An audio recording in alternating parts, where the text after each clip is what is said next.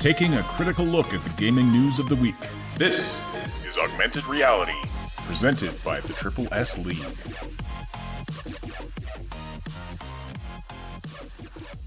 Good morning, Triple S Legion, and welcome to the Augmented Reality Podcast, your source for news, leaks, and insights about games in the gaming industry. It's good to be back with you. Wow, it's been a it's been a week and a half since we've done since our last official podcast, and it's been far too long. So anyway, it's great to be back with you. Glad to see everybody who is active in the live chat already. If you are listening live, please do say hello in the live chat. Send us your questions and comments there as well. We'll read and respond to as many as we can throughout the podcast. And of course, don't forget to slam that like button. It likes it rough, and it tells us and YouTube that you appreciate this content. All right. Night City Wire number 4 happened a couple days ago, so of course there's a ton of info to go through there. And some other interesting news stories, some follow-ups to stories on Blizzard and Mass Effect, and then a couple of other interesting things as well we're going to get into. Today should be a good show. I'm here as always with Cybsidian and Moontag. Hello. Welcome, folks. It's good to have you back with us. Good to be back. Yeah, we had Canadian Thanksgiving last week, which is it's like American Thanksgiving, but only earlier. It's earlier and Canadian. That's about it. We do the turkey and the cranberry sauce. Pretty much, we just copied everything. And then, of course, we missed the Wednesday podcast this week as we were preparing for Night City Wire number 4. But anyway, how's everybody been? How have you guys been? Moontag, Cyb, how's your week been? Good. Man. It's so funny seeing the weather change, just like this wind kicked up out of nowhere and it's flurries. Yeah, we actually got some snow. It's not gonna stick around, I don't think. But yeah. Anyway, so we're gonna start with a few smaller stories and then dive into Cyberpunk stuff for the rest of the podcast. So let's talk first about, you know what, since we were just talking about it before we started here, let's start with a bit of a follow-up on the Mass Effect trilogy remaster rumors, we'll call it, because apparently the Mass Effect Legendary Edition, which is the rumored name of the upcoming Mass Effect, the rumored name of the rumored upcoming Mass Effect trilogy remaster. I'm using the word rumored multiple times just to emphasize the fact that this has not been officially announced or confirmed in any way. All of this is rumors thus far, but there's been some evidence of its existence. And the latest piece of evidence is that the Game Rating and Administration Committee of Korea actually posted a rating for the game. And it's posted under the title Mass Effect Legendary Edition. Now, I've gone to the website. We have a screenshot of it. This was originally reported by Gematsu, and then it has been picked up by a few other news sites. I went to the Korean rating website to try and verify this for myself. I cannot make heads or tails of this website. First of all, it's in Korean, and I cannot read it. But even when I translate it, I can't figure it out. So anyway, I don't know if someone else is able to do that, but we do have a screenshot of it on the Gematsu website of this rating, and it's just a bunch of columns with a lot of Korean text, but it does have the English text. Mass Effect Legendary Edition, and this is kind of on the heels of a couple of other little bits of evidence. There was a what was it now? Oh yes, a Portuguese retailer listed the Mass Effect trilogy last month for PS4, Xbox One, and Nintendo Switch. But anyway, nothing's really come of that, and Blizzard and EA have not said, or not Blizzard, but BioWare and EA have not said anything on this. Now, Cyb, you've expressed your skepticism that this is actually in the works. And yeah, if it is in the works... I mean, it being on Nintendo Switch is one of the things that makes me go, really? They're going to have a 4K, complete redo on the Nintendo Switch. It wouldn't be okay. 4K for that version, obviously. Yeah, but then how much of a remaster is it then? Like, Well, it depends if they did one of their multiple versions of it. main versions is apparently like doesn't have that, then it's just, again, I'm not saying that it's not going to happen, but the it just is, it's just so convenient that so many things don't make sense, and this is not a good thing. There's some people who go, well, yeah, well, it's supposed to, because it doesn't, it's supposed to be hiding information, but something reasons why, etc., etc. It doesn't make any sense. It just, it's so like it by people who report on it, by people who really want this to happen, it's so needy. It's so needy. It's like, I've got to have this. I've got to have this. BioWare failed us on Anthem. They failed us on Andromeda. They failed us on pretty much everything in the last few years. It's been an absolute gong show. Yet it's got to have some meaning behind it. There's got to be some reason behind it.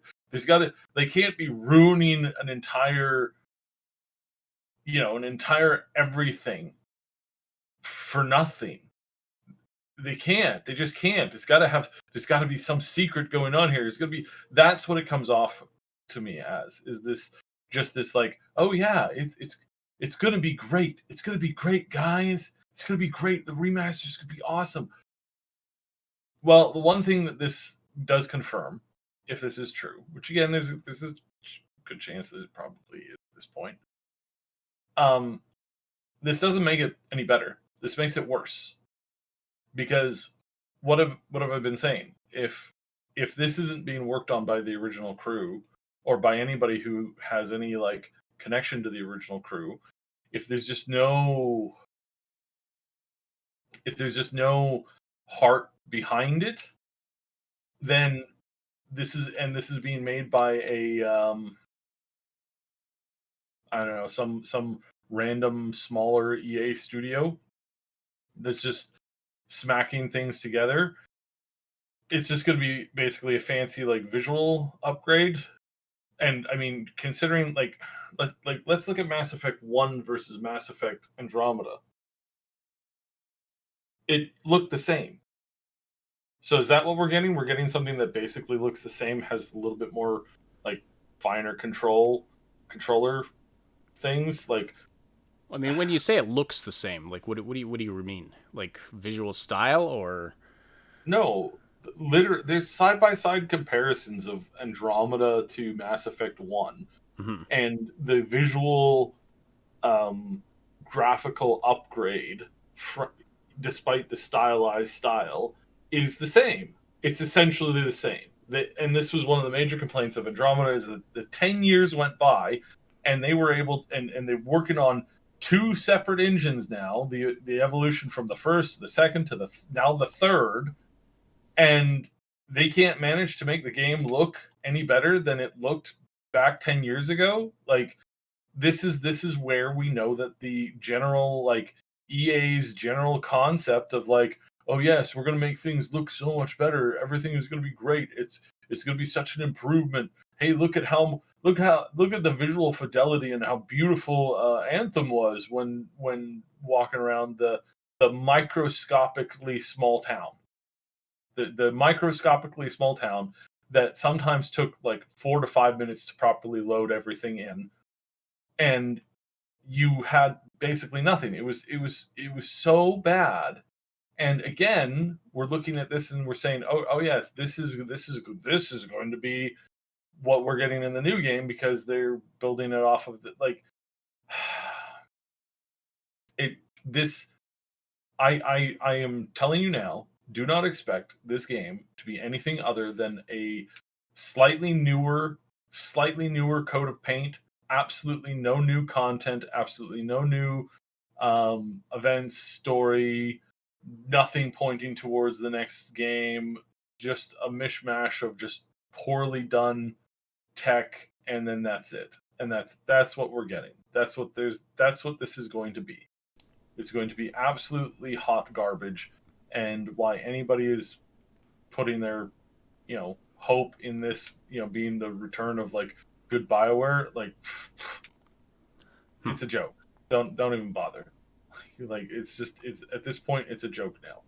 So yeah, that's essentially how I feel about it. And all we keep hearing from these people is this, like, it's going to be great, it's going to be great. This is going to be a return of old BioWare. First of all, again, we've explained this before. They have two studios, one in Edmonton and one in Austin.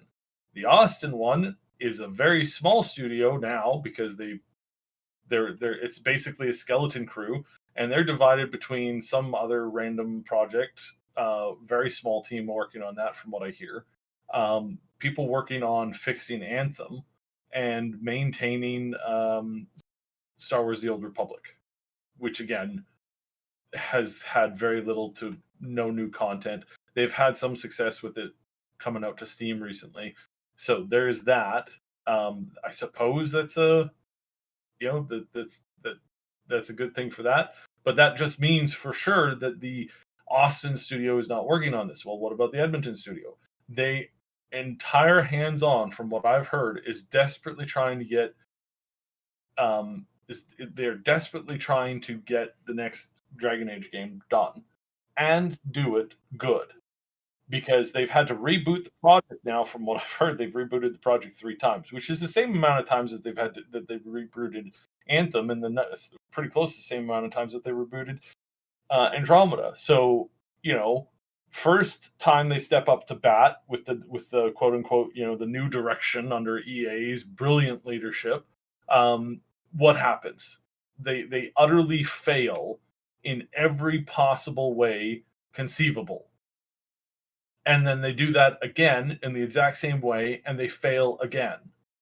And now they're doing this the third time with the Dragon Age one, and you think they're going to get this. They've been doing the same thing. It's the same direction. It's the same leadership. It's the same everything. It's the same. There's the game is done. Like, the studio's done. Like, it's sad to say, but yeah, they're done.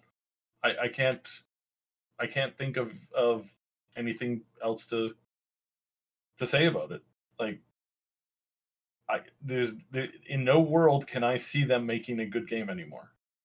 Not anymore. And I hope that I'll eat those words, but in all honesty, from what we've seen, from the care and dedication that they've put out, from the like, they've lost so many of their old core people, and all that's left is the people that have basically come in since EA took over. And talking to some of them, I go, hey, yeah, do you know so and so?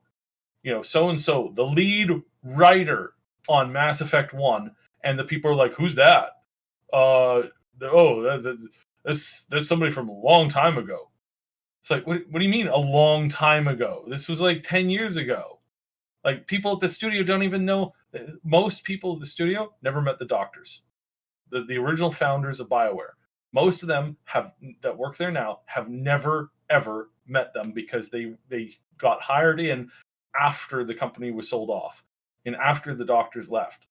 So there is nothing behind this company that was once BioWare, with the exception of a handful of people up at the very top who are under orders now from EA and are doing EA's bidding. So this whole thing, if it's true, just means that for sure we've definitely lost. We've definitely lost the game at this point. There's no hope for it at this point, in my humble opinion. There's zero hope for this in the future. So don't get your hopes up. Mass Effect Mass Effect Legendary, or whatever they're calling it, it's going to be like, the core game is still going to be there, and that core game is going to be good, but the quote unquote remaster stuff that they do is not going to be worth the price tag that they're putting on it. Because if it was worth the price tag that they'd be putting on it, EA would have to admit that they screwed up on pretty much everything. So Okay, well, Harsh, but that's so there you go. That's Cyb's take on it. Yeah, some would argue that if it's a different team working on it than is currently employed at BioWare, that maybe that's a good thing. But anyway, One would hope. we'll see. Anyway, let's just change gears a little bit here and let's talk about. Let's switch gears here and talk a little bit about Amazon Game Studios. They have canceled Crucible, which, I mean, that game had barely seen the light of day, and now they've decided to cancel it. So it's dead in the water. It's really their first big budget game, and they've said now that they didn't see a healthy, sustainable future ahead for it. Now here's the thing. So this was our free to play title, and this had been in development for 5 years. Free to play multiplayer action game just came out, and back in June, 2 of its modes were removed, only leaving 1 game mode for players to experience. Later in that month, it was taken back into a closed beta. So, I mean, this is just one of the... We've talked about bad game launches before. This is clearly one of the worst that's ever happened. And then now they've said they don't see a healthy, sustainable future for the game. They are offering a full refund for any purchases made within the game, so that's good. That's a point in their favor for sure. But after 5 years, Amazon Game Studios has put into this game. Now they're just closing it down. They're disabling, and this is really bizarre. From what the post that they made on October 9th. This is on the official Crucible blog. It says, in the next few weeks, we'll be hosting a final playtest and community celebration both in-game and in our official Discord. After that point, we'll be disabling matchmaking, although you'll still be able to play Crucible through the custom games feature. Stay tuned for more information on that. Servers will stay up for custom games until noon PST on Monday, November 9th. So they're not even just kind of leaving it up in a current state for people to be able to play. No, they're completely... They're just shutting it down completely. Yeah. And they're doing... why are they hosting a final playtest and community celebration if they're just killing this thing off? Well, I mean, people have put 5 years of their life into this game. I suppose, for morale. And the team that worked on Crucible is being moved over now to New World, the upcoming MMO from Amazon Game Studios. Yeah, they are really behind on that project. Like, what they originally had for release was like bare minimum to an alpha, and I think they realized it, and they're like, "Oh, we're in big trouble." And there's some people that have been finding it good. You know, Aswan's been like saying there's potential here. I think there is. I don't think there's as much potential there as there is in a couple other. I think it was Ashes of Creation. I think it is that there is another game that's kind of coming out. It's being funded by a single guy who's a game fanatic and who has a lot of money. And even he's like, you know, he's trying to recreate the older concept MMOs that everybody used to, you know, love so much. But we also have, like, you know, we've got a couple other new players in this industry. We have Mike Morhaim's new company. So, you know, everything that made the first World of Warcraft and then was summarily bought out by Activision and said, "No, you guys are going to make what we want you to make." And they've had failure after failure after failure. You know, with their latest failure being hilariously obvious. But yeah, it's rough. Yeah, it's very rough. Okay. All right. Well, yeah. I guess this is not. Sorry, my dog is with me today, and I'm not sure. Hang on. Talk for a second. So, So yeah, this is this is it's kind of an important deal because Crucible is was supposed to be Amazon's like more or less flagship game. It was supposed to replace or was supposed to compete on this like big level, do all these big events, really set the groundwork for what they're going to do as a company. The esports, all of this stuff was supposed to be all there, and it's basically like fallen by the wayside completely now. So this isn't a good sign for Amazon. They have some good tools, they have some good ideas, but they have a corporation behind themselves that are running it. And I think what we're really seeing with all of the news and all of the stuff that's happening between Activision and EA and all these companies, I don't think big mega corporations run by people who are financial people. I don't think these people, excuse me, I don't think these people have the ability in the slightest to make, create, and distribute games. I really don't think. What's the number one trending game right now? It's Among Us. Among Us was not built by a corporation, you know. We've got Genshin Impact, which is another like sleeper, like not sleeper hit, but like just out of nowhere hit. Yep. That's been going crazy, and it plowed over what was once, Nintendo, the giant corporations like premier product, and it's just completely run a tractor over that. And then you've got all of these other like smaller indie games that keep coming up. And even in the last like 10 years, like you've had like League of Legends just come out and dominate out of nowhere. So strong that they're still going strong today, even though that they're now part of this gigantic corporation and they can't make anything, they can't truly create there because they have to run everything past a boss. And let me just rag on this concept. These corporations have a bunch of people, a bunch of analysts, and a bunch of like money guys who are telling them on paper, this is how you make the most money and this is how you make the best video game ever. But they keep forgetting that it's art, and you can't corporatize art. People have tried and they have failed. I can't think of a single I really can't think of a single corporation that's been able to institutionalize and corporatize art. Disney tried, and I mean they're getting closer and closer to bankruptcy now. It's so funny. Last year they spent I can't remember how much it was. They spent a lot of billions of dollars, billions and billions and billions of dollars to obtain Fox so that they could do all these new movies and all this new content and all these new TV shows and all this new stuff. And then they almost hit the wall and go bankrupt. We might be reading about how Disney is going bankrupt in the next year.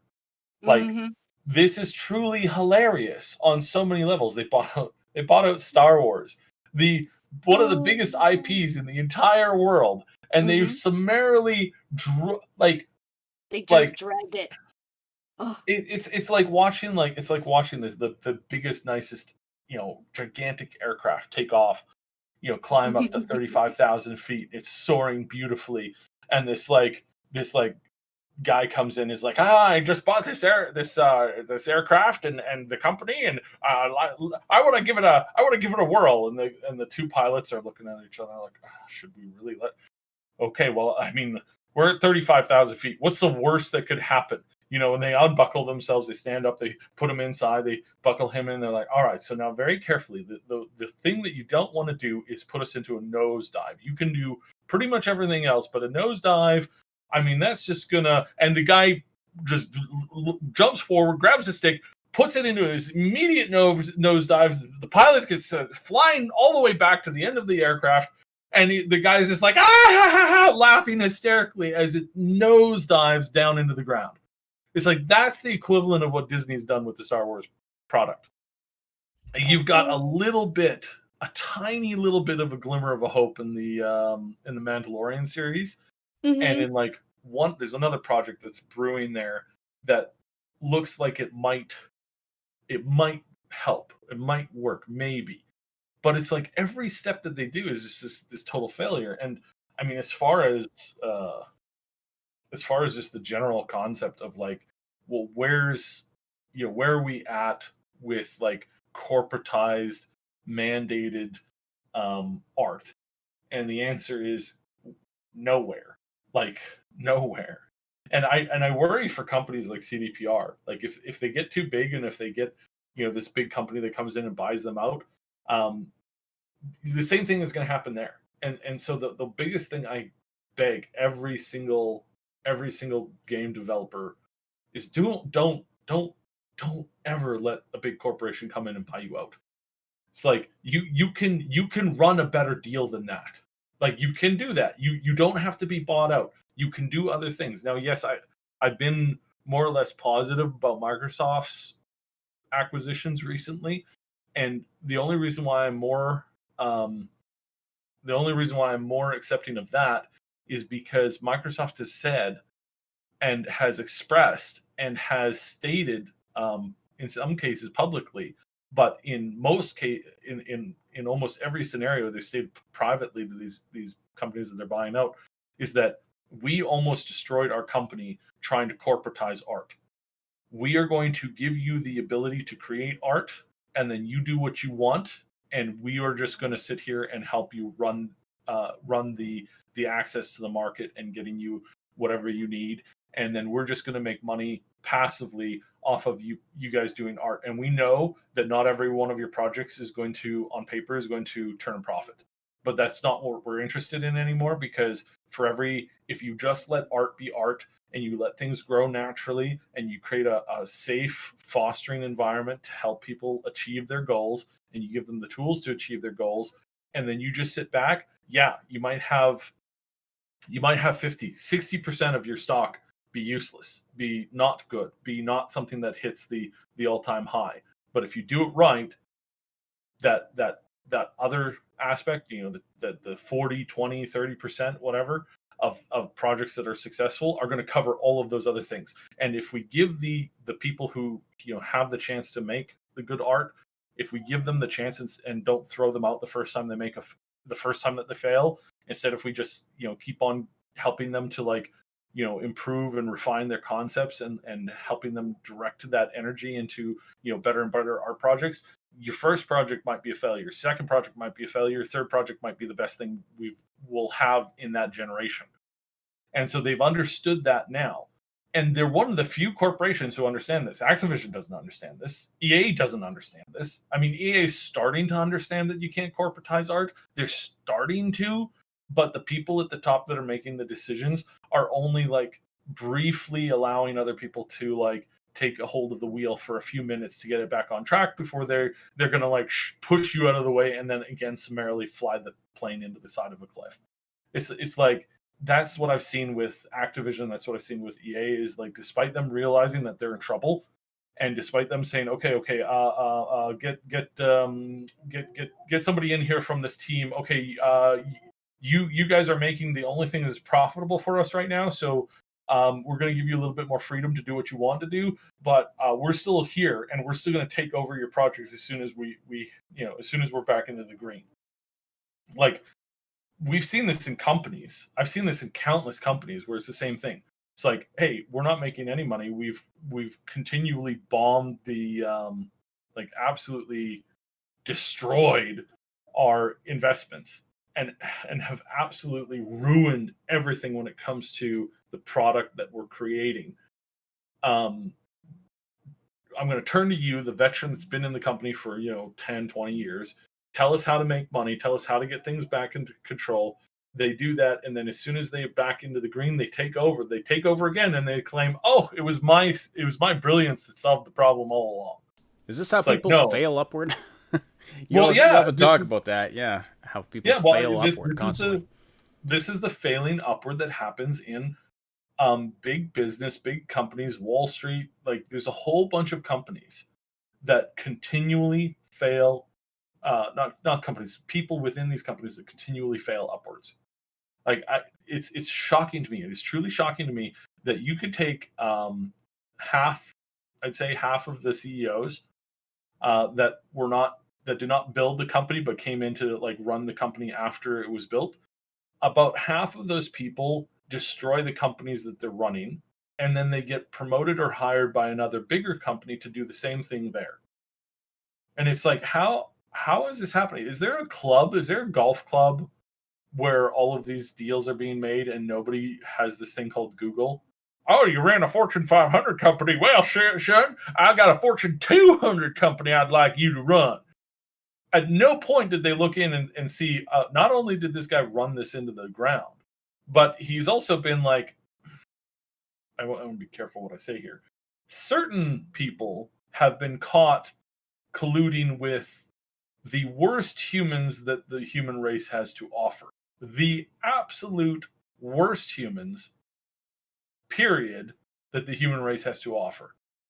There are certain people at certain gaming companies that have been caught red-handed doing that.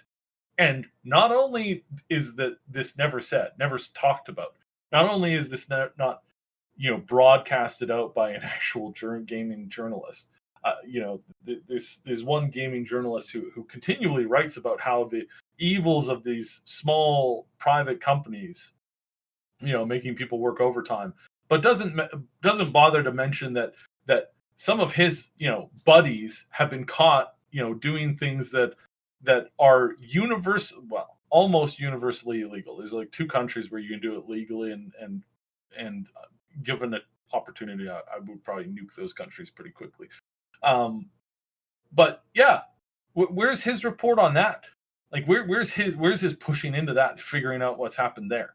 I know, I'm talking really, really between the lines here, but with all these new rules that YouTube has put in as of yesterday afternoon, and then the rules cover backwards. So it's like some 25, 30 channels got taken off YouTube yesterday. Like, we're talking big ones, like ones over 100,000 subs, just disappeared yesterday.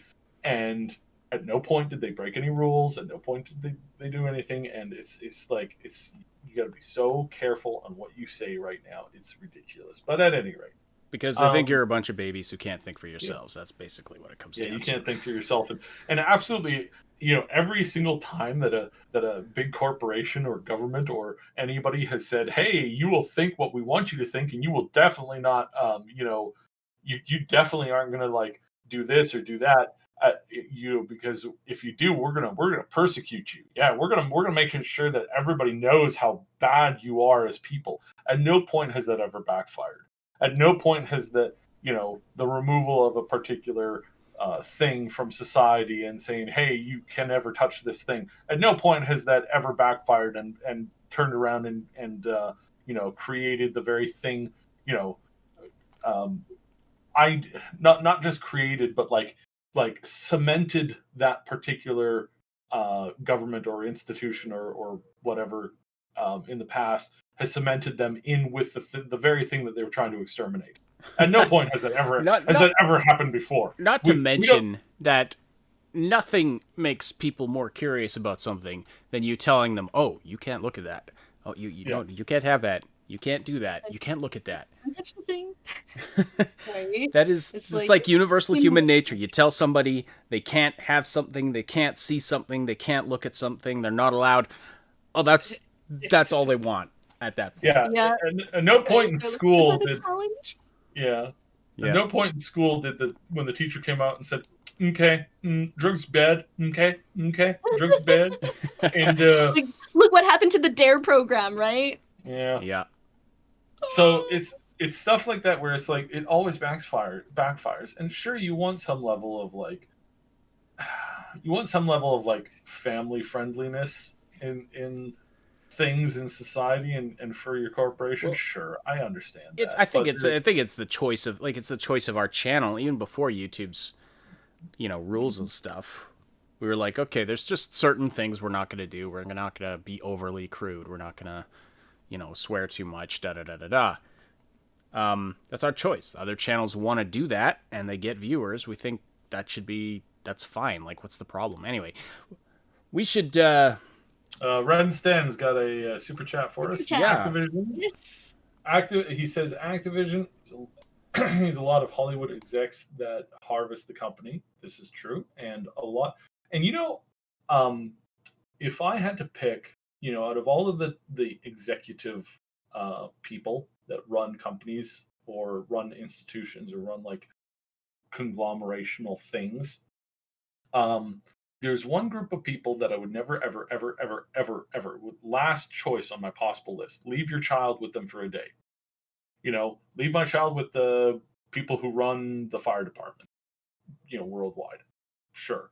Like wouldn't even really think about that one. Like if you had to, you have to, right? This isn't a choice. You have to leave them with somebody.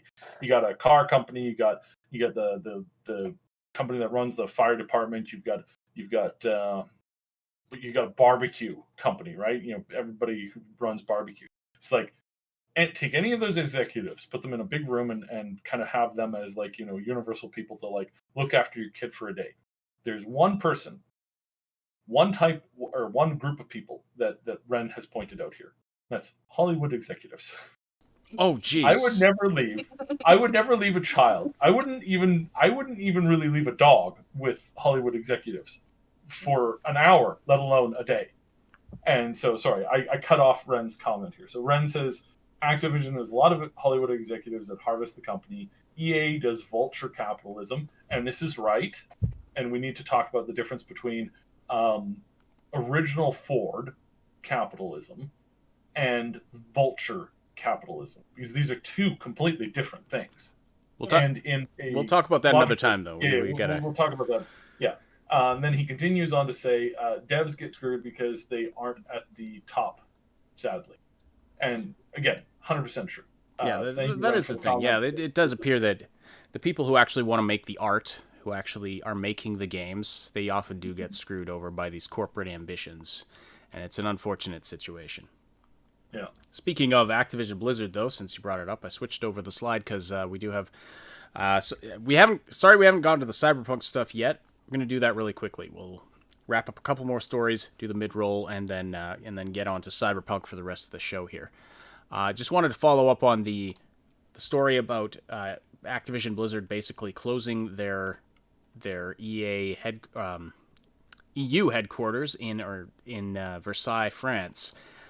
Basically, the employees there, the union that represents the employees there, actually a trio of unions representing Blizzard employees in France, have called for a strike now, following the news that the parent company is closing down the Versailles office, basically putting hundreds of jobs, putting hundreds of people out of work during a very precarious situation in the world, with the situation that's going on right now that's affecting the economies all over the world.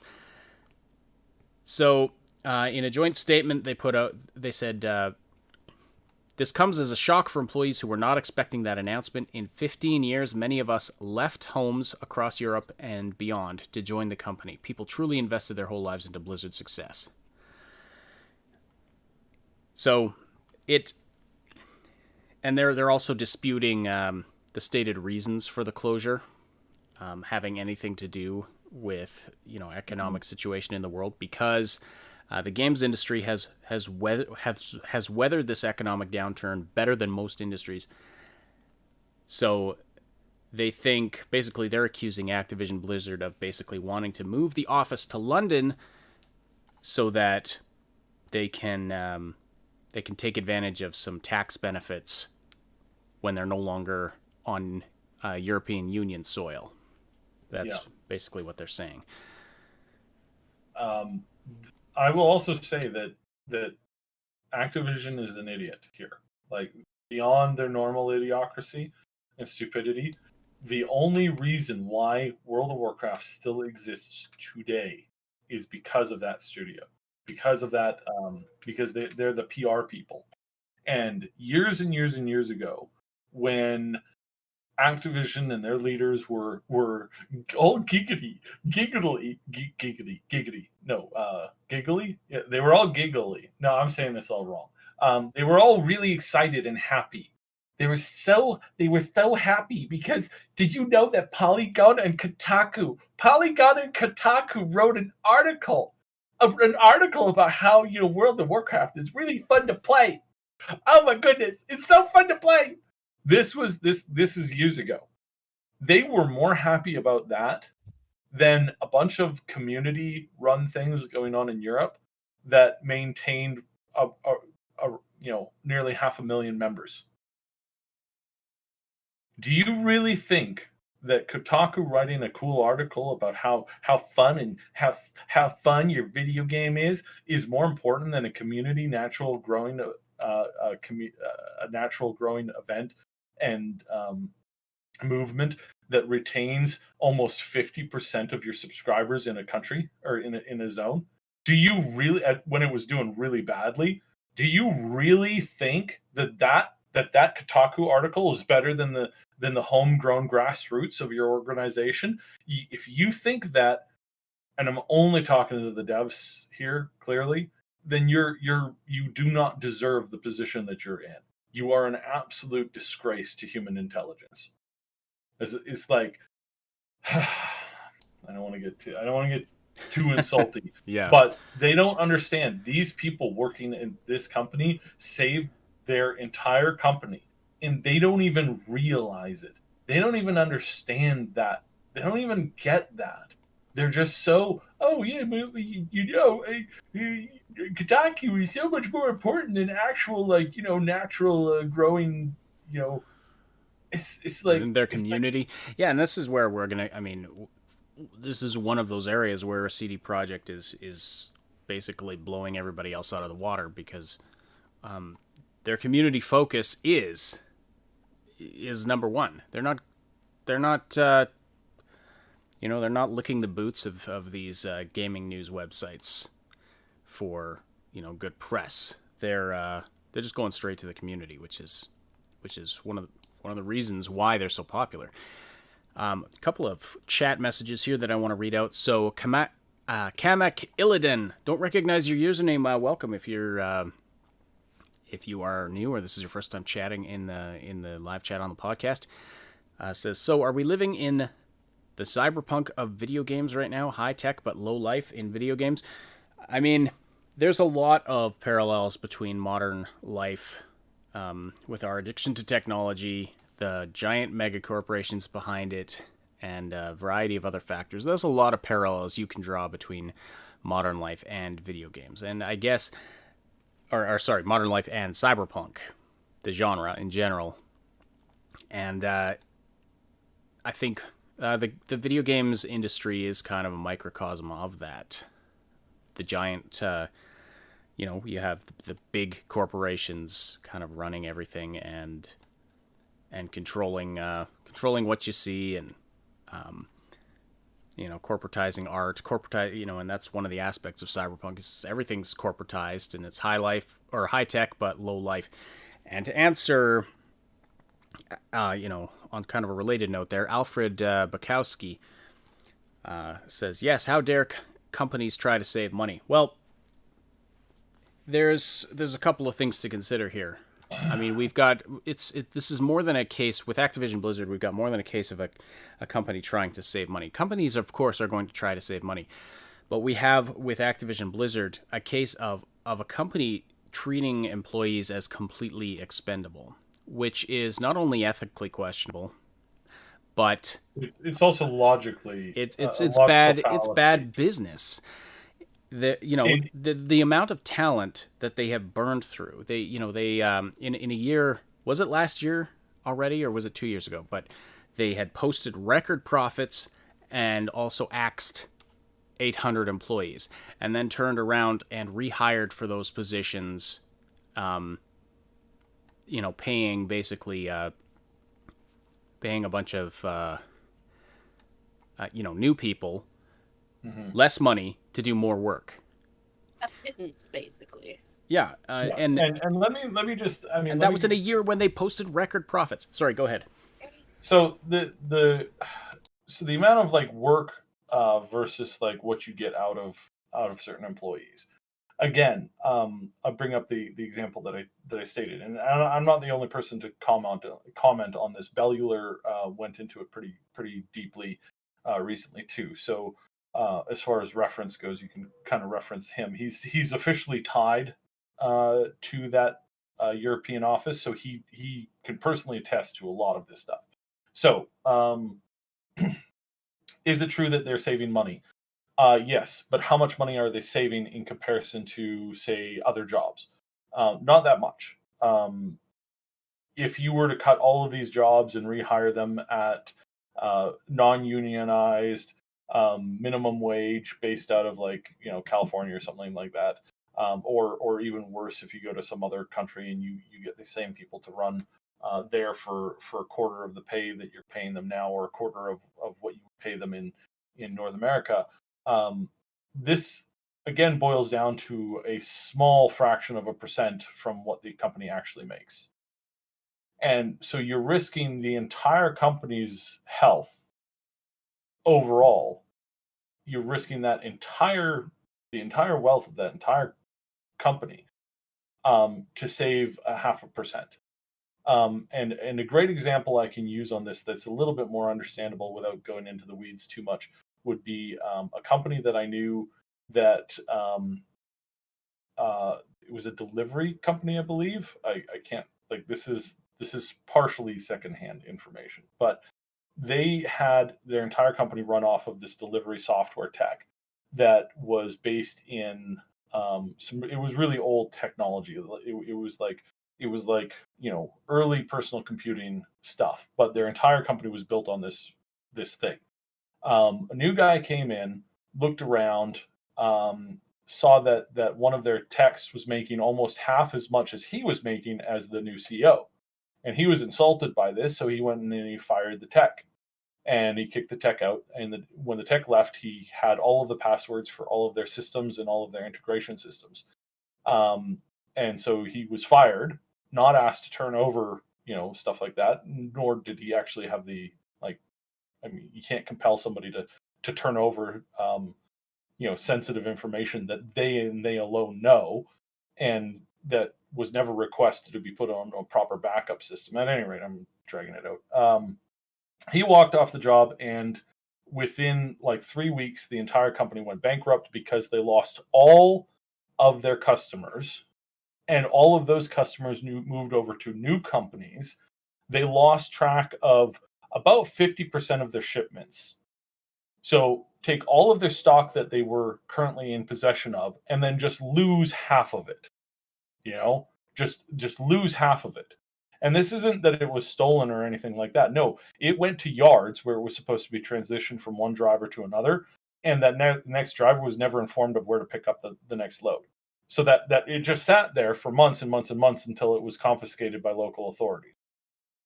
They lost all of that. They bankrupted the company because they fired one dude. Because the guy didn't follow the proper steps of reintroducing new ways to do stuff. And this is also a company that they have their IP owned by, all of their IP is actually owned by a single office building in the Netherlands. And because the Netherlands doesn't tax IP, whereas America and England and a lot of the EU does tax IP, but the Netherlands don't tax IP. So they have it owned technically by nobody in a small office building that has nobody in it. It's not an office building, it's just a singular office. And that's where all of their intellectual property is owned by, and it's all there, and so they don't have to pay taxes on anything that they pay. In a normal actual world where they're actually paying, their fair share into the system that makes them rich, they would be paying nothing that they couldn't afford, because again, this is a company that makes routinely record profits, and the highest rate of profits per if you invest $1 there, you're gonna get X amount, $5-10 back, that kind of profit range. Whereas if they were paying the proper taxes, instead of getting $10 back, you'd be getting $8.50 back. It's wow. So it's not, they're not saving money. They're being scummy. They're being scum. That's really what it boils down to. Well, they're absolutely scummy. It is, yes, but I mean, and also at what cost to themselves, because that talent that they're axing is worth something. Oh yeah, no, and like I said, it saved their company when they made Warlords of Draenor, and when they did Cataclysm. They lost a lot of people in Cataclysm. They lost a lot of people in MoP. It wasn't until it was this studio, it was these people that managed to like create enough of a community interest to hold on until Legion came out, and then once Legion came out, then suddenly the game was good again, and then people came back to the game in droves, and then they failed again in BFA, and now they're promising to try and bring back people again. But how long can they keep doing this? How long until they finally like manage to put this stuff out, put out a good version of it, and people just aren't interested anymore because there's been a new product that's come out that's completely eclipsed them? It's like, this is the problems that they're having, and they're risking destroying themselves over just to save. Again, they're not saving 10% of their budget. They're not saving 50% of their budget. They're here's a brilliant example. It's getting cold out, right? When it's getting cold, people who live in places where it gets below zero understand that you got to have a good antifreeze in your car windshield wipers, or you're not going to drive. Good antifreeze versus cheap antifreeze that will freeze in -20, -30. That's a difference of about 50 cents. But that's a difference of 50 cents. To save that 50 cents, some people are going to get the cheap stuff, and then it's just in the middle of when they're driving, in the middle of the road, they're going to turn on their wipers. It's going to spray out some water, which is immediately going to freeze to the mud, and then they're going to lose all visibility and crash going 80 miles an hour. It's like, is that worth it? Is that worth it? Because this is what we're talking about. This is what we're talking about. They're saving 1% at most. They're saving 1% of their bottom line at most, and they're doing it so that somebody in the office can say, "I managed to save our profits by an extra percent." It's like, no, you managed to doom the company into a tragic accident. Yeah. We're going to wrap up this discussion with this comment from Alfred Bukowski. It's not a defense of their specific decisions as much as a defense of the principle that it's their company, therefore they can manage it. And I mean, I agree. They can do what they want. Just like, I have a bit to add to this. Yeah, go ahead. So like, oftentimes what I've seen, like, not just with these guys, but like through many things I've seen, like, there's a lot of companies who love to operate with the idea that too big to fail, can't fail kind of thing. But it's actually, you get too big, you will fail, because it's really different when you start out with like a small group, and then it starts getting bigger, and kind of like the influence that people have with each other and the whole just like gets farther and farther and farther, until basically the company or the big group becomes basically a monster, an entity on its own. And then that's where the trouble really it gets scary from that point. Mm-hmm. Too big, not too big to fail, too big that it had to fail. Yeah. If you get too big that you have to fail, then that's, I mean, you look at some corporations now that have more power than several national governments of the world put together. It's kind of a scary situation in some ways, speaking of the Cyberpunk parallels. But anyway, all right, let's leave it there for now. Of course, if you want to discuss this stuff more, we have a Discord server available where you can talk to us and talk to lots of the other SSS Legion members about all that stuff. And, we just ask you to do it in a respectful way. But we definitely encourage some good discussion there. And we're working hard to keep that community very positive, very non-toxic, and it's gone great so far. Number of bans has been very, very, very minimal. So, we have a very positive community. So I encourage you to check out the Discord server if you want a great community to be a part of, find people to game with, talk to in voice rooms or just regular chat rooms. Stay up to date about everything we're doing here at the SSS League.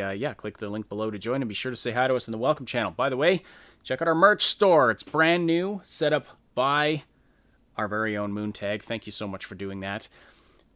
We've got one line of items thus right now. You can get the banner merch with our awesome looking electrical sort of neon banner of the SSS League. Also, more stuff is going to be coming soon.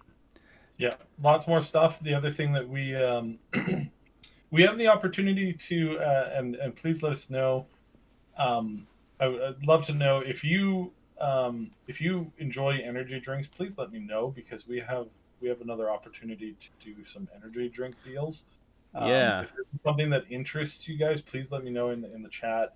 If you are an avid consumer of them, or just general drinks, I think there's a particular type that's not it's not the unhealthy energy drink. It's just like an actual just drink powder.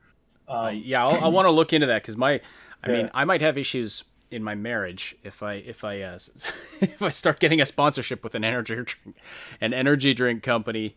Yeah, My wife I is dead set against. I mean, we're talking about like the Red Bulls yeah, and the the Monster monsters Energy and and the Red stuff. Bulls. Yeah, yeah. But No, this like, she's a teacher and she lectures her students on these. It was really funny this week. I called her at work, and she picked up the phone, and as she was putting the phone to her ear, she was saying, "They're really really bad for you. Like they're horrible for you."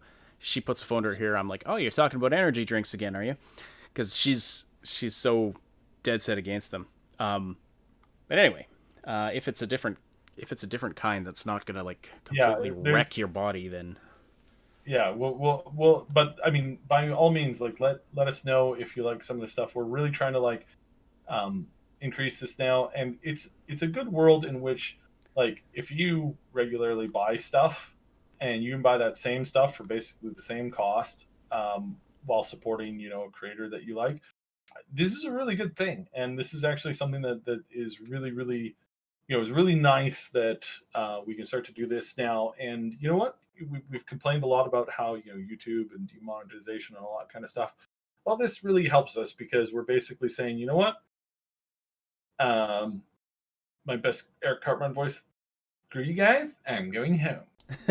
Um, so if we can do that, and take out the an aspect of of a mega corporation controlling what we say and or do. If we can do that, then I mean that's great. Like that's really great. And if we can do that and do that regularly, then yeah, it's a good thing. So let us know the things that you want in the store. We're really going to be bumping that up over the next couple of months. We want to give you the opportunity to get not just t-shirts, way more than just t-shirts, even things that you eat and drink through these various deals and stuff like that. So let us know what you're interested in. We really appreciate the interaction on that. Notional's mocking me. He's like, reminds me, I need a Red Bull, BRB. Yeah. Sweet, sweet taste of battery acid like soda. Mm-hmm. All right, let's talk Cyberpunk. I know that's what a lot of you are here for, and we had Night City Wire number 4 this week. We were going to talk about Hades, this new game that's just doing gangbusters review numbers, but I think we'll push that to a different show, because we're just I want to make sure Cyberpunk gets the time it needs and deserves.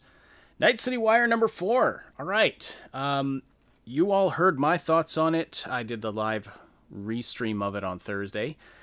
Cyb and Moontag, let's hear your impressions. I really like the amount of detail and effort that they put into like doing these different sounds, because like they didn't have to do that. Talking about the cars, yeah. The cars, yeah, because like I don't really know about cars, but like I just like seeing the amount of attention to detail and like all this extra little bits of like for those people who are knowledgeable and like can tell the difference between those things. Like it's really nice to see them reaching out to like that sort of fan base there. It's truly mind-blowingly insane, the amount of work, the amount of detail that is going into this video game. If you told me 10, 15 years ago that this is where games are going to be at, I don't know if I would have believed you. But I mean, this is not even a car-centric game. I mean, driving's going to be a big component of it, obviously. Big future city, you're going to be driving around in it. But and they have a few dozen varieties. They have a few dozen base models of cars, and then they have they don't have player car customization, but they will have customized versions of these base models. So it extrapolates out from there. They're gonna have there's not just gonna be you're not just gonna be seeing the same cars all over the place. Like you have car model A, you might see 20 different varieties of car model A, one done up by the nomads, one more, corporate styled, or one, that's been outfitted with giant wheels and a, buffed up engine, whatever the hell they do, right? So much. But yeah, in their big segment on cars on Thursday, there were 2 segments they did. One just being about all the cars in the game. And then another was the behind the scenes of them, creating all of these things and getting the sound effects and studying how real cars handle in order to put them in the game. The amount of detail, the amount of work that has gone into this one aspect of the game, it's insane. It's more work than it takes to create some games entirely. So they showed how they went out to a racetrack basically and drove a bunch of cars and got an actual race car driver to drive them around and do stuff. And then they put microphones all over these different styles of cars just to capture the actual sounds. So each car is going to have a unique sound. They were recording things like the sound of the windows going up and down, the exhaust sounds. So they have on each vehicle. Each vehicle has like 5 or more points of audio generation. Yeah. So you have the engine, you have the muffler, you have more than just the engine. You also have like usually in one scene I think they were showing like they were hooking up to 2 or 3 different places within the engine to pick up engine sound, and then you have the doors, the windows, you have the sound that's is filtered by coming in through into the cab of the vehicle. It's so much that they've captured there, and this kind of does speak to why we don't have car customization in the game, because the car customization that they're the amount of detail that's going into each car is really quite significant. And in a couple of places, we're going to be seeing this is going to be far more than you would get in any kind of a normal scenario. And so I think what we're going to be like any normal like car company or car games, and for what the game is, that it's not exclusively a car game. This means that there is going to be aspects to this game that is going to tweak a fair bit of that's going to prevent you from tweaking the cars. Like people wanted the customization. This is why we don't have the customization, because there's so much depth to this and so much like finite micro differences, and we need to like we're gonna need. There's a great comment from Ali Mafuz in the chat. This is what makes Cyberpunk 2077 stand out from GTA. In GTA, files are used all over several cars and are usually generic files. But in Cyberpunk, they're all specifically recorded for the game. Yes, thank you. That's what I was trying to say, just with a lot more clarity. So yeah, this is why you can't.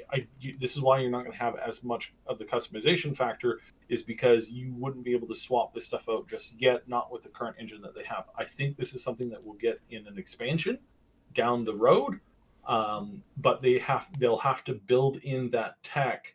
Now that we know a little bit more about it, it's not quite the Lego block set that certain other companies do.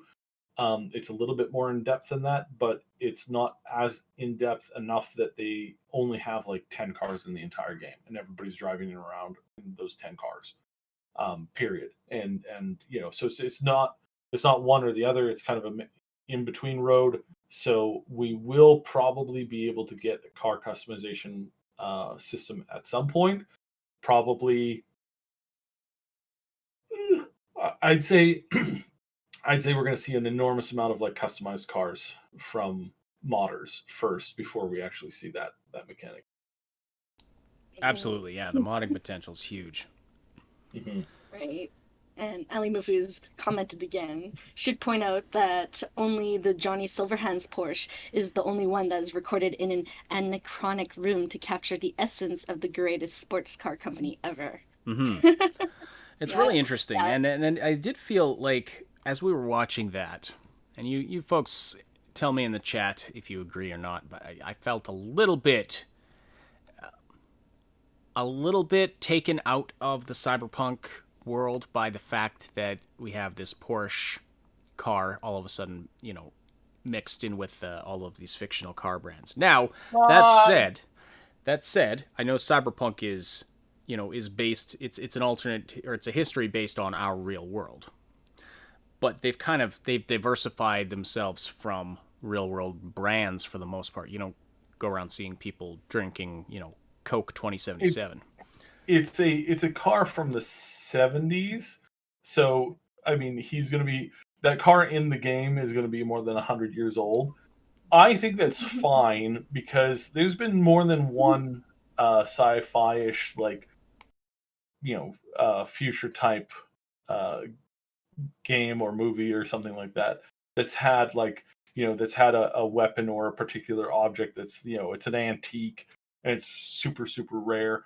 I don't find this a problem at all. I actually I think it's actually kind of interesting. There's actually more models in that too, because even I was chatting with Scadril in the Discord the other day, and they posted a picture of the vehicle that their brother had, and I was like, oh my gosh, totally saw that car in the game, in the video. Mm-hmm. Right. So yeah. I think that because it's not a main car, this is a car that I don't even think you're going to run into via normal play. No. I think it's one of those collector moments where you're going to have to go really deep into the game. You're probably going to have to do some, a bunch of things for Johnny to get him to like you up to a certain point. Then you're going to have to find some hint or clue or something like that in the real world that then starts the quest to find the thing. And then you're going to have to do a number of jumps and hoops to actually get the car. So I suspect strongly that I don't think it's going to naturally come into everybody's hand in a regular playthrough of the game. I think this is one of these types of things where you're going to have to really go out of your way to pick this car up. Mm-hmm. And it'll be an achievement. I suspect there'll be an achievement to it. I suspect that there'll be some unique dialogue and conversations about this, because this is a literal antique. And people are pointing out in the chat that that car is Johnny's car in the game lore. It's in the it's in the Cyberpunk 2020 and da da da da. I get that, and that's why it's a small thing. I just had this moment of product placement, which is maybe not the intent. So anyway. I don't think it's product placement because I don't think they make that car anymore. So it's not product placement. It's no, I see your point there. Yeah. It'd be different if it was something that you could go out and buy, but this is not something that you can go out and buy. This is something that collectors themselves are very, very trying to get their hands on this car in day-to-day life, and this is just going to make this thing even more valuable to some. So yeah, I don't think it's product placement because it's not it's oh yes, this is Johnny's car. It's a Honda Civic 2021. You should definitely drive this car. Right. Yeah. I definitely see your point there. I definitely see your point. By the way, we are at exactly 69 likes. Nice. I hate to tell you to slam that like button and ruin the nice meme, but please do. Okay. Anyway, 70. Okay. There we go. All right, everybody. So yeah, the cars were really cool, and again, so this is they put so much detail into this. Into these cars. We've also seen snippets of TV shows and things within the world. And we've seen just a massive city with, just mind-blowing design to this city. So many gangs, so many different styles. I can't believe that... in some ways, I can't believe they've created this in only 7 years. It's kind of mind-blowing how much has been packed into this, and of course that's not even 7 years of full on development, full on active development, because they were still making The Witcher 3 when they announced this.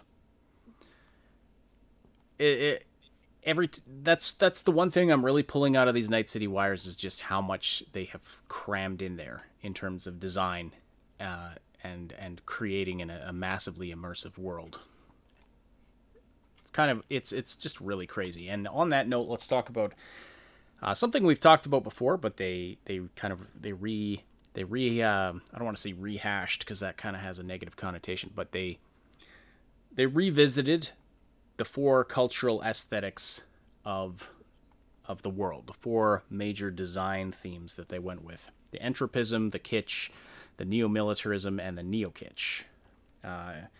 Entropism is kind of, these are summed up in some other ways as well, like style over substance, substance over style, style and substance, etc.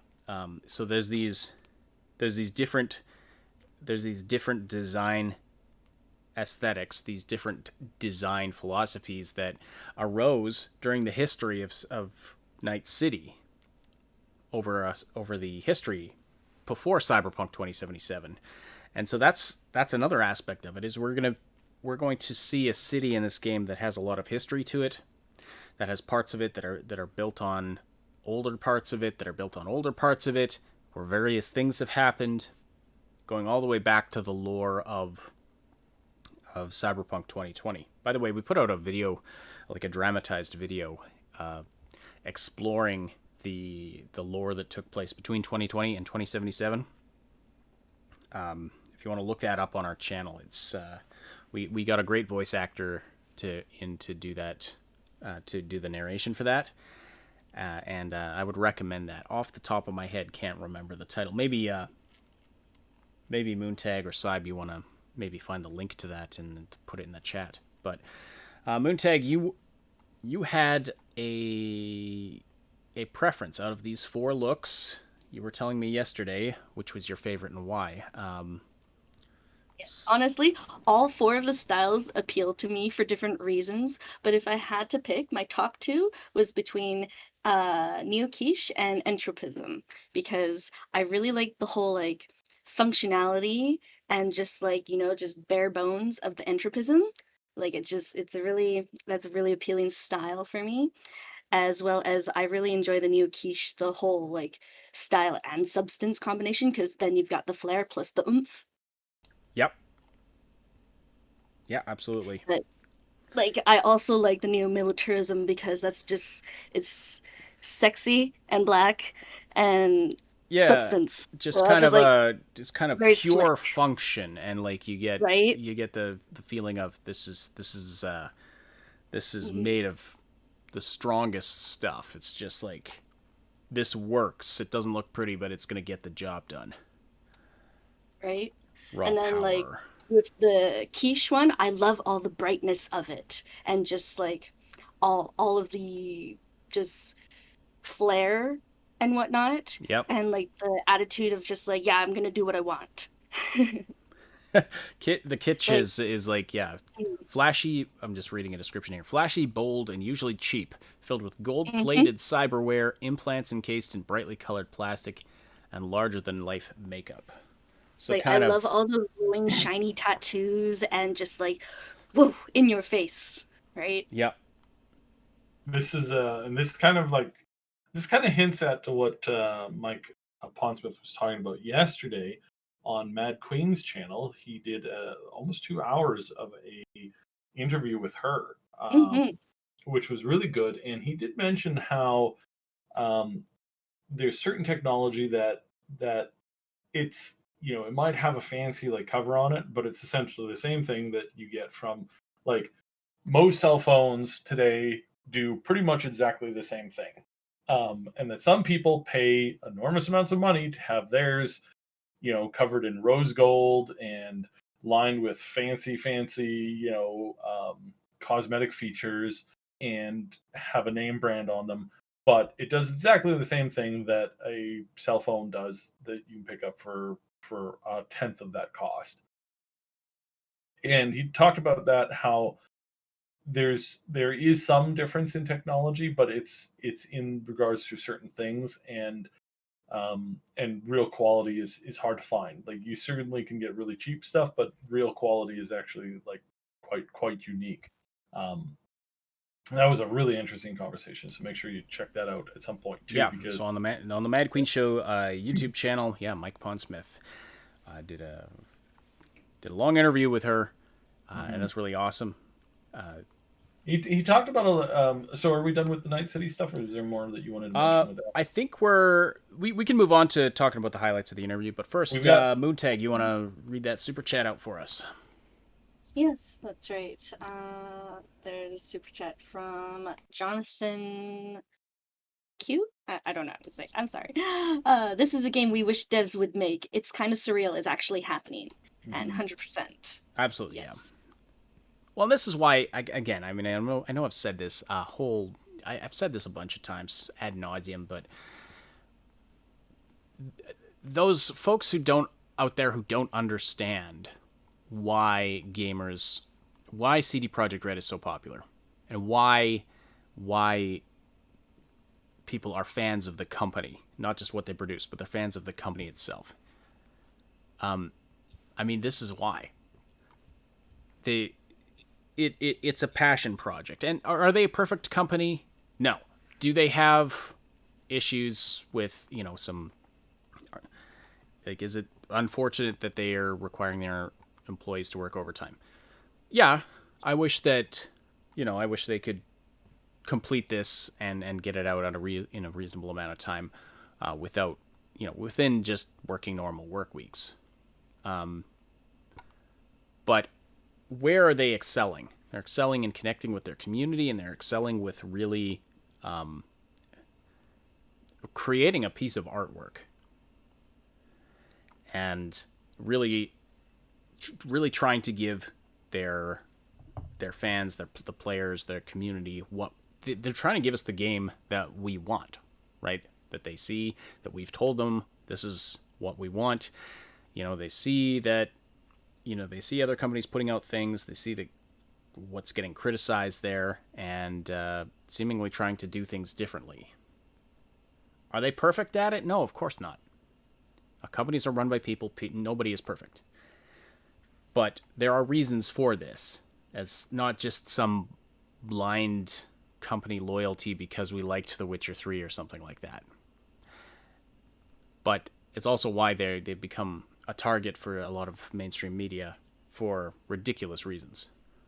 Like, just silly reasons. There are legitimate things to criticize them for, but then it seems like these news sites are taking every opportunity wherever they can get a foothold of criticism in, no matter how thinly sourced or absurd, that they're going to take that opportunity because they've just painted a huge target on their back by being so positive in general, and that just doesn't make for clicks, I guess.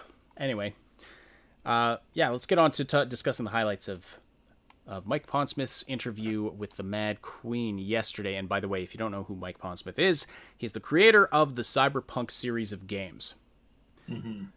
To clarify, because we always get somebody in the comments saying, how can you say Mike Pondsmith created Cyberpunk, blah, blah, blah. Well, okay, we're not saying he created the genre, okay? He created the Cyberpunk series of games. I would heavily argue to the point that he was... I mean, I don't think Cyberpunk, just like sci-fi, is not necessarily a singular creator, but it's like saying that Gene Roddenberry's contributions to sci-fi are nothing special to write home about. It's like, of course he really, like, the idea of a futuristic. Was there sci-fi before that? Of course there was. Actually, an interesting thing to note, I think I mentioned this once before, most people don't know that the I don't know if you can say his name anymore. I think he's been canceled now. The original creator of Buffy Vampire Slayer, Joss Whedon, so sue me, Hollywood. His grandfather wrote sci-fi stories for radio dramas back in the 20s and 30s. Like, that's crazy. Um, and it's also kind of cool. Side note.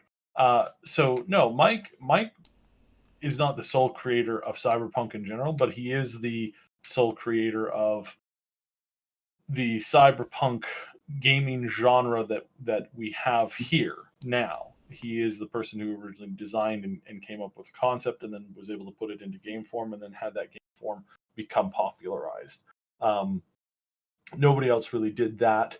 And a lot of these games that people talk about, where that they're like, well, they borrowed a lot of heavy inspiration from that, amongst with other certain sci-fi elements. So this dystopia sci-fi future that creates the cyberpunk genre, it is fairly unique to him. So I want to lay that out there.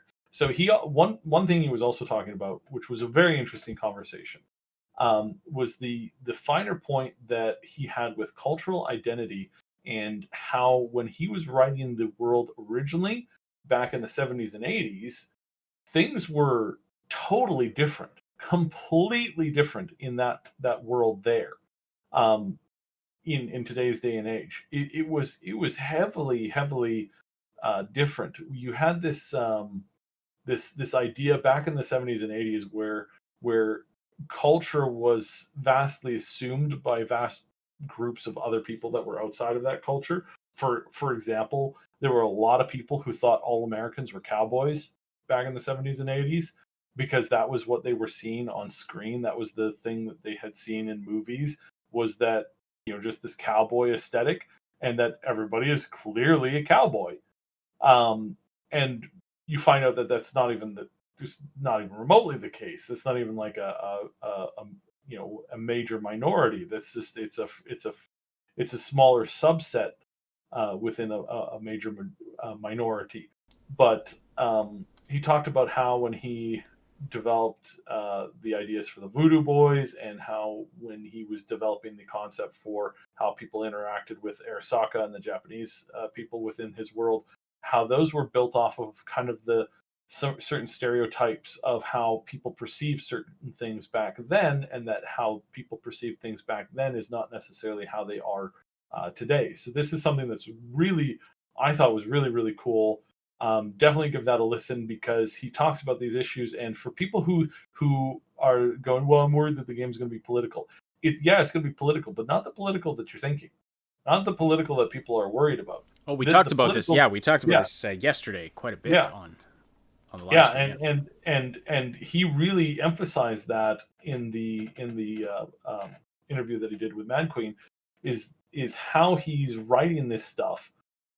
It's not the same as what some people might think that there's goings on there, and that it's not identical. It's a unique take on it from today's perspective, and that there was some evolution from the concept that he originally ran with in the 70s and 80s, and that now has evolved that into the story that you see now today. And so there's a lot of that kind of stuff that I think I just hope people educate themselves properly on, so that when these idiots do come out and start talking about how, oh, this is that is this, saying the redonkulous stuff, the absolutely redonkulous stuff that's going to come out. It's going to come out.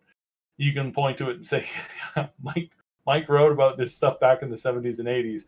Totally different view on the world back then, where things were basically communicated through television, and the cultural influences were completely different than what you have today, which is why I'm really confused as to the cultural issues that we are facing today, because in a lot of cases there's no foundation for reality in certain things that people are complaining about, because of, like, you go back 40 years, that's not how things were. So, yeah. And anyway, moving on from that. Well, I just want to touch a little more on this idea of, is the game going to be political? Because we talked about this during my live stream on Thursday quite a bit.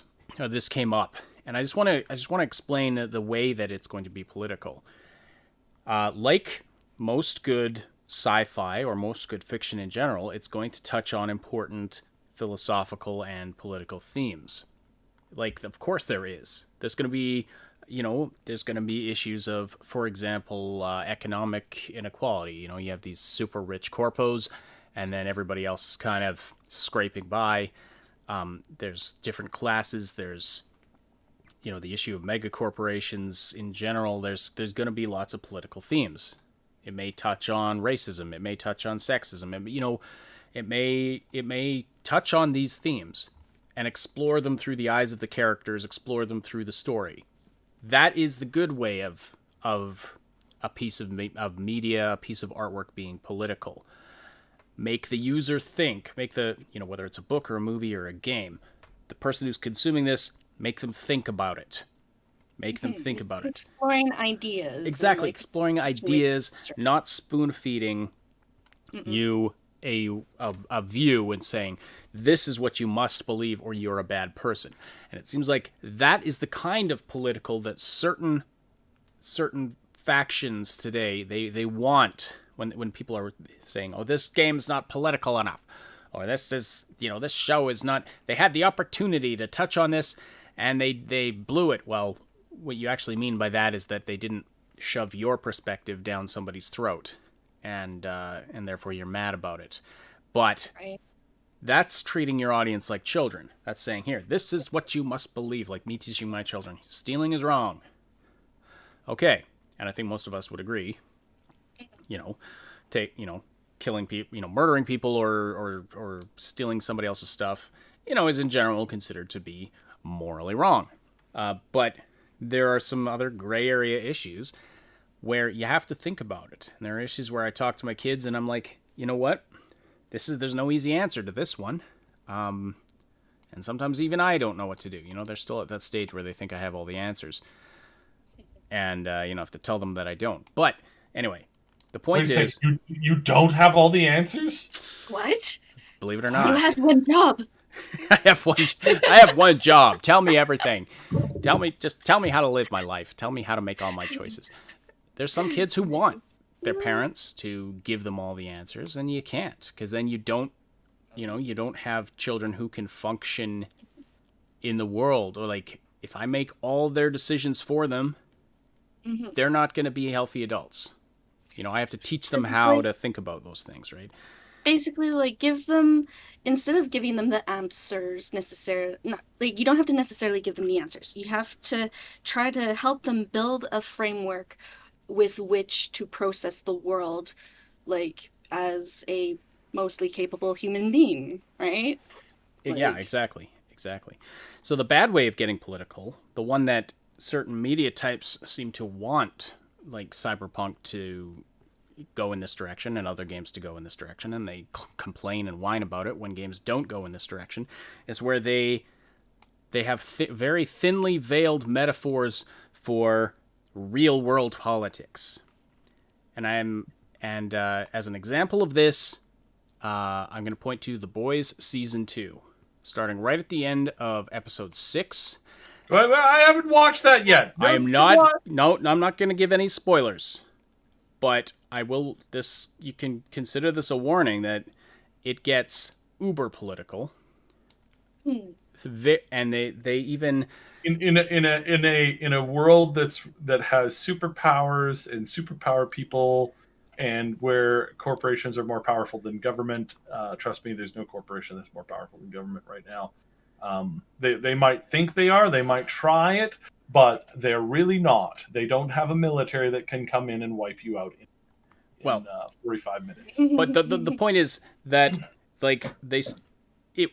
all of a sudden it exploded full of I say thinly veiled metaphors. They weren't even thinly veiled. It was like wearing a transparent bikini, kind of thinly veiled metaphors for real politicians and political parties and factions and slogans that are taking place right now with regard to American politics. Well, that's disappointing. It was super disappointing, and I was like, now, because in general the show I found to be very well written and I was enjoying it, I was like, why are you doing this? Why are you ruining this now? Completely ruined the show for me. Great. Well, because immersion completely gone at that point. Because it's like, okay, you've now pulled me out of this fantasy world and put me in the real world because you think you're... I tried to get away from there. And I was like, if you think you've hidden this, if you think you've disguised this well and made it nice and subversive, no, like this is garbage writing. So anyway, that's the bad kind of political. That's not the kind of political that we're going to see in Cyberpunk 2077. As far as we've heard from the philosophy of the people making this game, they're going to do this in, the intelligent way, talking about themes, but not specifically addressing real world issues that are happening here in 2020.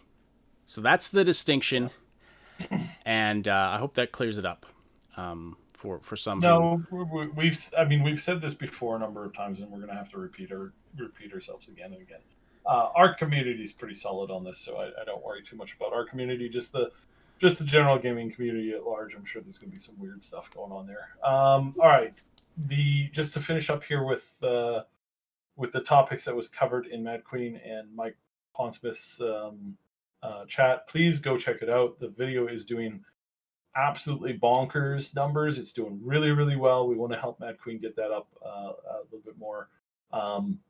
So I'm not gonna spoil the topics, but I'm gonna discuss about them.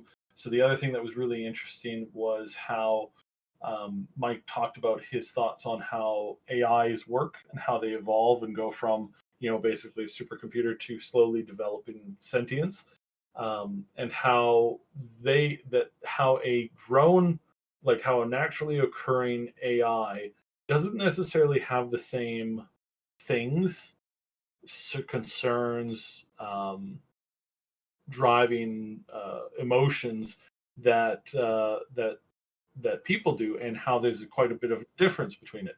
There's a lot of AIs who don't understand the concept of revenge because they just have never really dealt with that kind of human level emotion.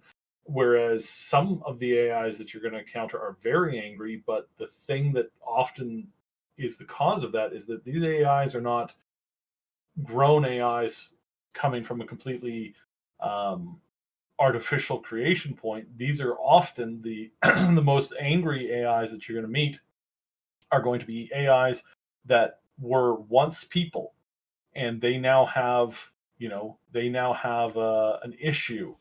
They now have things that they want to do: revenge, family, concerns, interactions, and stuff that they want to carry out now, as to kind of like reach back into their old life. And that how a lot of the hostile AIs that you'll end up meeting were once human, and that human fault is what has essentially corrupted them later on in life, when they allowed their anger to get control of them. And I must return back to that very, very wonderful wisdom from oh darn, what was that movie called? I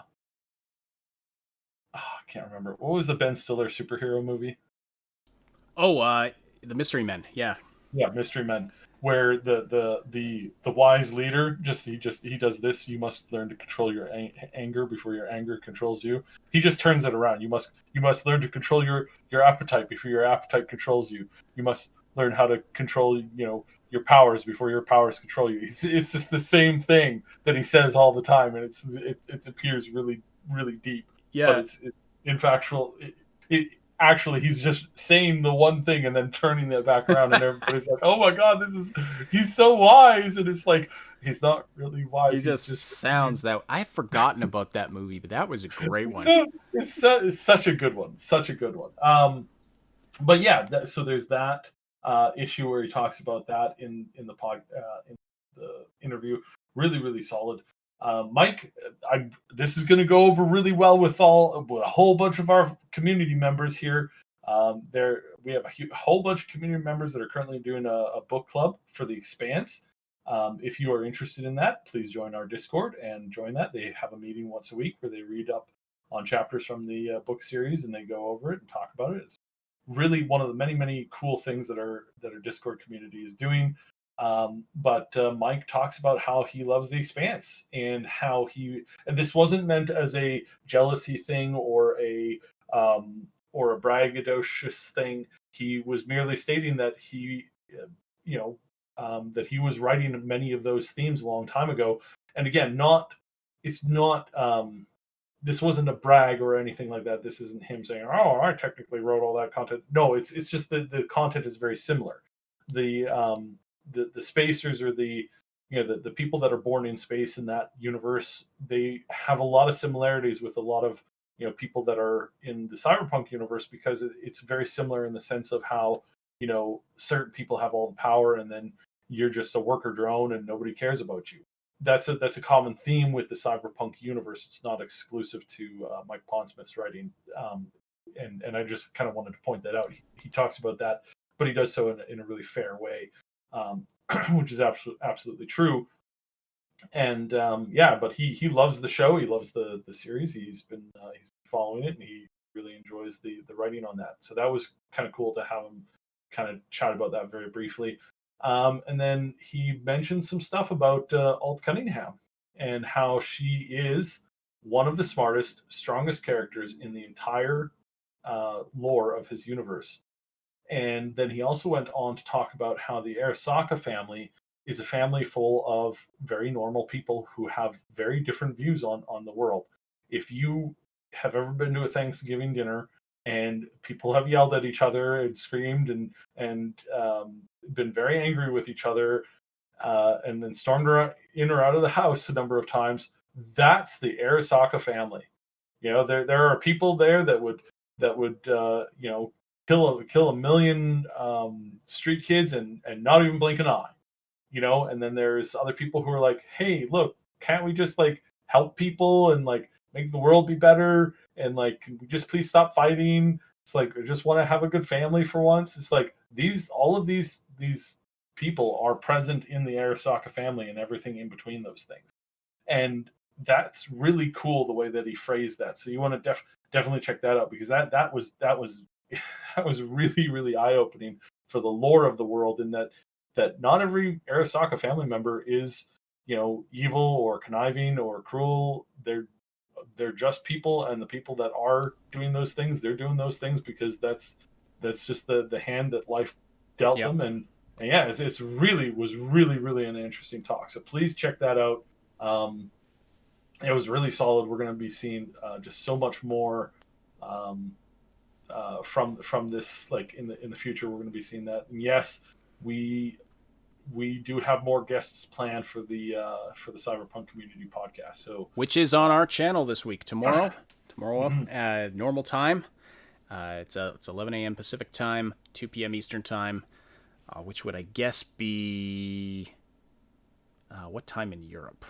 8 p.m. or something. So check that out. It's on our channel this week. I'll get that stream set up shortly. But yeah, that's interesting about Arasaka. There is actually, I knew about. In the lore, there's a big rift in the Arasaka family. Saburu's son Yorinobu is he's determined to bring down the company, and he is a character in Cyberpunk 2077. So we're going to see some of him. All right, I think that about wraps it up. Any final thoughts, folks? I'm so excited to dress up in those clothes and see how the people interact with me, because that's part of my favorite thing about these open world things, where you can change your look and see how people's reactions change. It's great. Absolutely. Yeah. Yeah. My favorite in the Skyrim universe for they'll comment on the clothes that you're wearing, ooh, that's some nice leather you're wearing there. Ooh, I love the big heavy two-hand weapon that you have. They comment about that. My favorite one, of course, is the one that I hear the most is the little kid that comes running up to you and wide-eyed, bushy tail, looks up at you and goes, naked, naked, naked, naked, naked, naked, and then it runs off. Fantastic. Yeah. I wonder how. Yeah, I can't wait. I'm gonna have to go streaking down a highway in Night City now and just see. I really wonder how if that that's goes. a possibility. I really do wonder, and I wonder if there's a ton of funny dialogue that they have. Oh my gosh! Can you imagine if you get an achievement for just streaking through different areas? Oh my gosh! Just walk around Night City with no clothes on. Yeah. Right? All right, everybody. Well, I think we'll call it a show there. Thank you so much, everybody, Thank you for the awesome conversation in the live chat. Thank you for supporting this show by listening live or after the fact. Don't forget to slam that like button if you haven't already. We really appreciate that. The like button likes it rough. Make sure you give it a good slam. And I want to give a special thanks to our Patreon supporters and our channel members who help to make this content possible. Our big damn heroes on Patreon: Robin, Shua82, Time Bean, Schoolaman, Lady Reaver, Draco Den, and Niv, and our 2 anonymous supporters at that level. Our channel members here at YouTube: Jer Schultz, Game Notes, Night City Punk, Terror K, Somnolence. We appreciate all of you folks. Don't forget to check out the merch store. Find some swag with our logo on it, and we're going to be having some more runs of different designs coming in the near future. Moontag is a very talented artist, and she's working on some stuff for us, which is really awesome. The Augmented Reality Podcast is a presentation of the Triple S League. Check out our YouTube channel for game guides, reviews, comedy, news updates, and tons more quality gaming content. My name is Ash on behalf of Cyb and Moontag. Thank you all so much for listening. We'll talk to you again very soon.